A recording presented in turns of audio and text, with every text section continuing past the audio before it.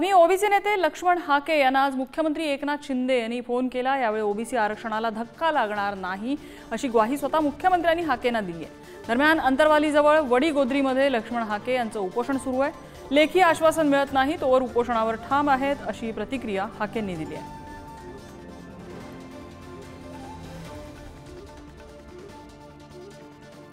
तर जरांगे उपोषण करू शकतात तो हम भी कर सकते हैं अशी प्रतिक्रिया ओबीसी नेते प्रकाश शेंडगे यांनी दिलेली आहे। अंतरवाली जवळच्या वडीगोद्रीत लक्ष्मण हाके यांचं उपोषण सुरू आहे। लेखी आश्वासन मिळत नाही तोवर उपोषणावर ते ठाम आहेत।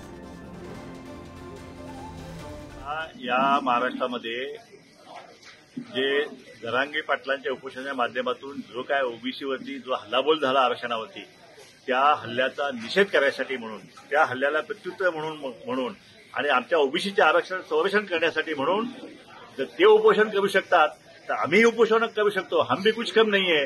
हे तर एकच उपोषण आहे, आता पुण्यामध्ये सुरू झालेलं आहे। उभ्या महाराष्ट्रात प्रत्येक जिल्ह्यामध्ये उपोषण सुरू होईल।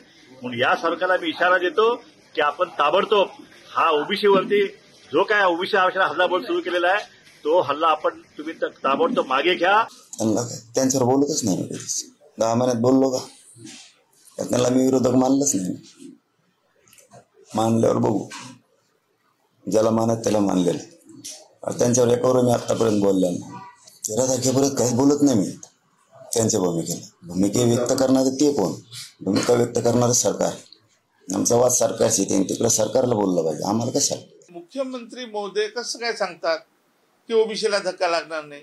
मग ओबीसीला धक्का जर लागणार नाही तर मग जरांगे पाटलांना आरक्षण कसं मिळेल? दोनपैकी एक गोष्ट होईल।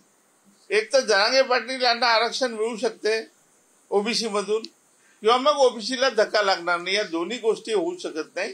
त्यासाठी कर्पुरी ठाकूर फॉर्म्युला सब कॅटेगरीशन करून वेगळं आरक्षण देणं हाच एक उपाय आहे।